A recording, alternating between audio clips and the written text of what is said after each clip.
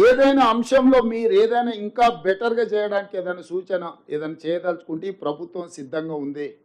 ఎందుకంటే వాళ్ళు కూడా మీ సోదరులే, మన సోదరులే, మన పిల్లలే. ఇప్పుడు ఆ పరీక్షల కోసం వాయిదాలు ఏమని అడిగేటోళ్ళు కానీ, నిరసన తెలిపేటోళ్ళు కానీ వాళ్ళు ఎవరో బయటోళ్ళు కాదు, మన పిల్లలు.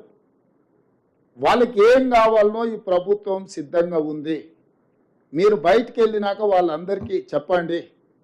నిరసన తెలపాల్సిన అవసరం లేదు, ధర్నా చేయాల్సిన అవసరం లేదు. ఈ ప్రభుత్వం మీరు చెప్పింది వినడానికి సిద్ధంగా ఉంది. అందులో సహేతుకమైన సూచన ఉంటే తప్పకుండా ఈ ప్రభుత్వం పాటిస్తుంది.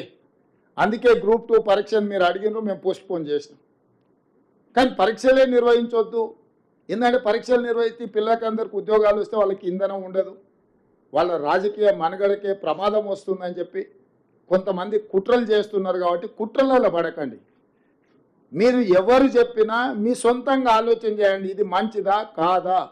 ఈ ప్రభుత్వం ఉద్యోగాలు ఇవ్వడం వల్ల ఎవరికి లాభము, ఎవరికి నష్టము, ఈ ప్రభుత్వం పరీక్షలు నిర్వహిస్తే ఎవరికి మేలు జరుగుతుంది, ఈ ప్రభుత్వం ఈ రకంగా ప్రిలిమ్స్లో పాస్ అయిన వాళ్ళను పిలిచి ప్రోత్సహించి వెన్ను దడితే వాళ్ళకు ఒక మానసిక ధైర్యం, ఎస్ మా ప్రభుత్వం ఉన్నది, మా గవర్నమెంట్ ఉన్నాడు, మా ముఖ్యమంత్రి ఉన్నాడు, మా ఉప ముఖ్యమంత్రి ఉన్నారు, మాకు ఏదైనా విషయం ఉంటే మేము వెళ్ళి చెప్పుకుంటాం.